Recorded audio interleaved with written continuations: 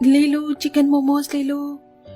माँ मुझे भी बहुत डर लग रहा है, यहाँ पे सभी लोगों की आंखें इतनी लाल क्यों हो रही हैं और साथ ही ये सब ऐसी क्यों बातें कर रहे हैं। माँ चलो ना माँ, हम यहाँ से चलते हैं, दादी के पास चलते हैं। हाँ हाँ मेरी बच्ची, हम चलेंगे ना, बस थोड़ी सी देर यहाँ चिकन मोमोज बेचते फिर चलते हैं। और तू डर क्यों रही है, तेरी माँ तेरे साथ है, कुछ नहीं होगा। रागिनी ने गायत्री को समझा दिया। रात के 12 बज रहे थे। गले मोहल्लों में सन्नाटा छाया हुआ था और ऐसे में एक ठरकी मोहल्ले में गायत्री और रागिनी रात के 11 बजे मोमोज बेच रही थी। रागिनी ग्राहकों के आने का इंतजार ही कर रही थी कि तभी वहाँ एक आदमी आया जिसने मुंह में तंबाकू और हाथ में सिगरेट ली हुई थी। अरे वाह, क्या बढ़िया चीज आई है। मेरा मतलब क्या बढ़िया चीज बिकने आई है। तुम माँ बेटी की बड़ी तारीफ सुनी थी मैंने। सुनने में आया था कि अभी 2 दिन पहले से ही तुम हमारी जगह का हिस्सा बनी हो। वैसे जैसा बताया गया था दोनों वैसी ही हो। क्या मतलब? देखिए भाई साहब, अपनी हद में रहिए, क्योंकि अगर हम हद से निकल गए ना तो आपकी शामत आ जानी है। आप तो बुरा मान गई बहन जी, मैं तो बस आपकी खूबसूरती की तारीफ कर रहा था। अच्छा जल्दी से मुझे अब बातें न बनाते हुए 1 प्लेट चिकन मोमोज दे दो। रागिनी ने उस आदमी को मोमोज दे दिए और वो वहां से उन्हें खाकर चला गया।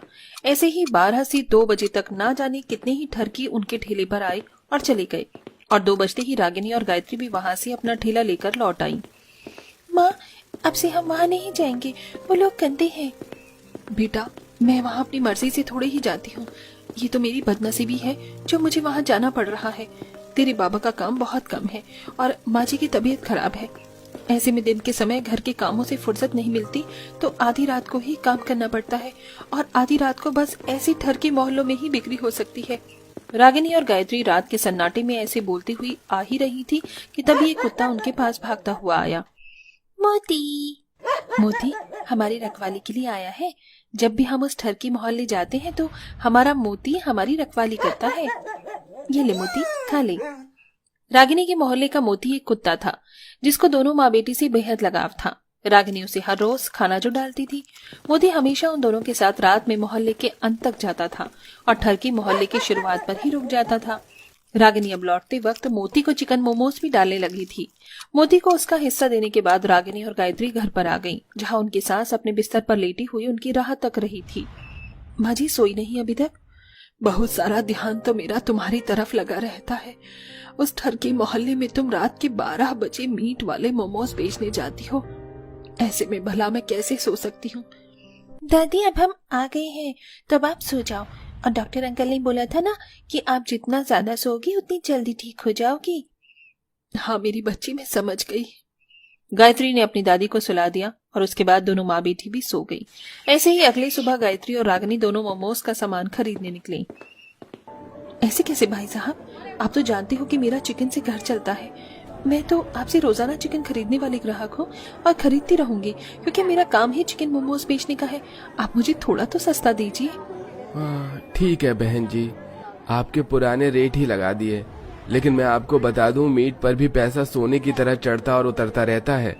हाँ हाँ दीजिए, मैं आपकी रोज के ग्राहक हूँ तो आपको मेरी थोड़ी तो सुननी पड़ेगी। रागिनी कसाई से चिकन मीट ले आई। उसके बाद उसने मैदे वेदे का भी इंतजाम किया और दोनों माँ बेटी घर लौटने लगी। माँ देखो। क्या बात है, क्या हुआ गायत्री बेटा? मोती तो हमारे पीछे यहाँ भी चला आया, देखो तो कैसे पूंछ हिला रहा है। हे भगवान, गायत्री तुमने तो मेरी जान ही निकाल दी थी। मोती अब हमारा पालतू बन गया है, ये अब हर जगह हमारे लिए पहरे लगाता है। आजा मोती। रागिनी के एक बुलाने पर ही मोती उसके पास आ गया और फिर उनके साथ साथ तक घर भी गया। मोती रागिनी और गायत्री से काफी घुल मिल चुका था। सामान खरीद कर आने के बाद रागिनी ने घर के काम निपटाए और कुछ देर की नींद ली, और ऐसे ही फिर शाम को उसने अपनी बेटी के साथ मिलकर मोमोज बनाना शुरू किया। हाँ, अब यहाँ सूखा मैदा डालकर इसको अच्छे से बेल। माँ ये तो बहुत मुश्किल है। मुश्किल है लेकिन करने से ही तो आएगा। देखो माँ, मैंने कर दिया, कैसा लग रहा है? बहुत अच्छे। अब इसमें थोड़ा थोड़ा सा चिकन रखो और ये हो गया। ऐसे ही गायत्री को सिखाते हुए रागिनी ने सभी मोमोज बना दिए और रात के 12 बजे आज फिर से दोनों माँ बेटी ठरकी मोहल्ले में मोमोज बेचने आ गई। माँ चलो ना। बेटा अब डरना छोड़ दे, यहाँ से हमारी कमाई हो जाती है। ऐसे में 4 पैसे कमाने के लिए अगर हमें इन ठरकियों के बीच खड़ा होना पड़े तो क्या बुरा है। यहाँ तो मोती भी नहीं आता, बाहर ही रुक जाता है। मोती इसलिए नहीं आता क्योंकि अरे ओ मोती की माँ हीरा, ला जरा एक प्लेट चिकन मोमोज तो लगा, और हाँ हरी चटनी के साथ ही ना। देती हूँ। रागिनी ने उस ठरकी औरत को चिकन मोमोज दे दिए। उन्हें खाते ही वो औरत गायत्री को घूले जा रही थी। खाते खाते आखिर उसकी जबान पर उसकी सच्चाई आ ही गई। ये सच्ची मोती जैसी चमकदार और मखमल सी मुलायम तेरी बेटी है? जी हाँ, मेरी ही है। वैसे तुम्हारी जिंदगी संवार दूंगी मैं। इस बच्ची को मुझे बेच दे। ये आप क्या बोल रही हैं? एक औरत होकर आपको ऐसी बातें करते हुए शर्म नहीं आई? इसमें शर्माना कैसा? तू भी आजा, तेरा भी सौदा करवा दूंगी। जाइए आप यहाँ से, इन मोमोज को खत्म कीजिए और जाइए, वरना ये खौलता हुआ तेल आपके ऊपर मारकर आपकी शक्ल बिगाड़ते हुए मुझे देर नहीं लगेगी। रागिनी को ये सुनकर गुस्सा आ गया था, इसलिए उसने उस औरत से इतना बोल दिया। लेकिन वो औरत उस मोहल्ले में ठरकियों की रानी की तरह थी।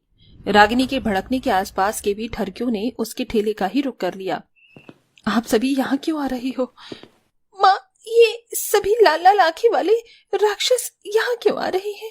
दोनों माँ बेटी घबरा गईं कि तभी वो ठरकियों की नेता बोली, इसने गरम तेल मेरे ऊपर डालने की धमकी दी थी, जरा इसको इसकी औकात दिखा दो।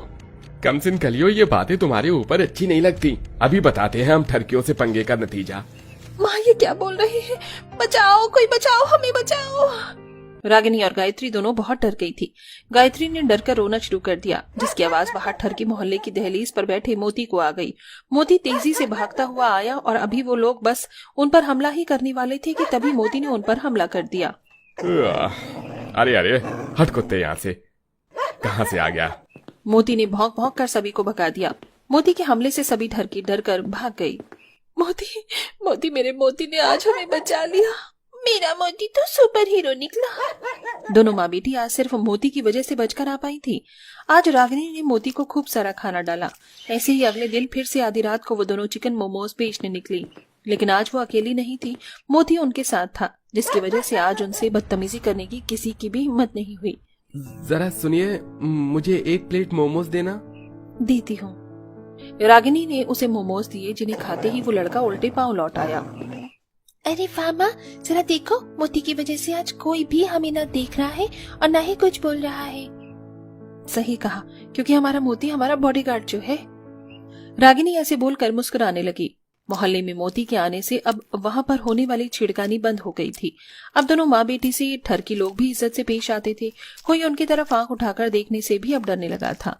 मोती की बदौलत दोनों माँ बेटी भी अब डरी सहमी सी नहीं रहती थी और उनका काम भी अच्छा चलने लगा था। धीरे धीरे अब शालिनी भी ठीक होती जा रही थी और अब सब कुछ सही होने पर था।